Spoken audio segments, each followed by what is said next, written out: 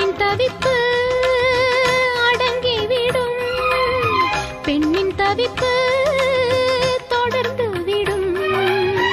உள்ளம் என்பது உள்ள வரைக்கும் இன்ப துன்பம் எல்லாமே இருவருக்கும். என்னுள்ளே ஏதோ உண்டானது, பெண்ணுள்ளம் இன்று ரெண்டானது. ரெண்டா ஏது ஒன்றுபட்ட போது கண்ணுக்குள் 100 நிலவா, இது ஒரு கனவா? கைக்குட்டை காதல் கடிதம் எழுதிய உறவா? நாணம் விடவில்லை, தொடவில்லை, ஏனோ விட இன்னும் வரவில்லை. ஐயர் வந்து சொல்லும் தேதியில் தான் வார்த்தை வருமா?